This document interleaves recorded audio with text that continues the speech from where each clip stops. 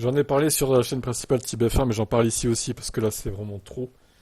Puis on va aussi évoquer les pilotes français, Adjar par exemple, ou Victor Martins, qui ne pourront pas aller chez Red Bull, même si bon, Martins il serait pas allé chez Red Bull je pense. Mais Adjar, bon, il y avait peut-être un espoir qu'il aille au moins chez Vcarb et qu'un autre chez Vcarb monte chez Red Bull à la place de Perez. Mais là du coup il n'y a pas de place pour lui non plus quoi, en fait. Alors Perez, oui, vous avez bien lu, ici il y a 2 ans supplémentaires chez Red Bull Racing. Donc il fera la saison 2025 et 2026 incluse chez Red Bull. C'est à n'y rien comprendre. Je ne comprends pas. En fait, moins il est bon, plus il le signe en fait. C'est à se demander, hein. Mais il doit ramener tellement de pognon, c'est incroyable. Je suis très heureux de m'engager à nouveau pour l'avenir avec cette équipe. Rouler pour Red Bull est un défi unique, aussi bien sur la piste qu'en dehors. Je suis ravi de rester ici pour continuer notre aventure ensemble et contribuer à la grande histoire de cette équipe. On a un grand défi à relever cette année, et j'ai confiance en tout le monde. L'avenir est prometteur, je suis impatient d'en faire partie. Mais prometteur, tu vas peut-être faire perdre le titre constructeur à ton équipe, ferme-la quoi. Qu'est-ce qu'il raconte, l'avenir prometteur P18 à Monaco avec une RB20. Alors certes, c'était pas la meilleure à Monaco, la RB20, mais de là à faire 18ème, excusez-moi, hein. Il y a un problème quand même là. Puis sans parler du crash du premier tour où il est pas innocent à 100%. Nous sommes très heureux de poursuivre avec Checo, déclare Horner.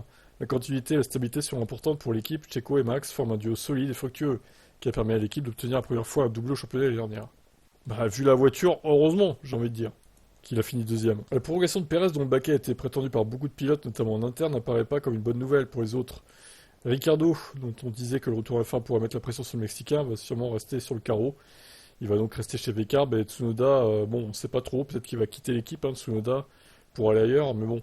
Qu'en est-il du Red Bull Junior Team? L'horizon semble s'assombrir pour ses pensionnaires. Liam Lawson, réserviste des 2 formations Red Bull, pourra encore rester sur le banc de touche un peu plus.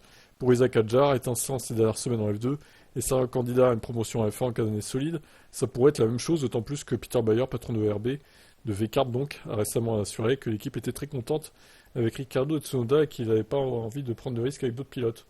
Moi, je suis mort de rire. Mais c'est bien d'un côté, comme ça, il n'y a pas 2 vrais pilotes chez Red Bull, il n'y en a qu'un seul, et ça donne des chances aux autres pour le championnat constructeur, et c'est tant mieux. Donc là, la plus grande erreur de Red Bull, je pense, c'est d'avoir re-signé Perez 2 ans. À la limite, 1 an, bon, ça m'aurait étonné, mais bon, à la limite, ok. Mais 2 saisons en plus, hein. Donc ils veulent aussi le garder en 2026. Alors peut-être qu'ils se disent que Verstappen va se barrer en 2026, donc ils veulent garder Checo au cas où pour pas remplacer les 2 pilotes. Ouais, mais alors bon, quand même quoi, merde, Checo. Il est plus au niveau pour Red Bull, pour moi.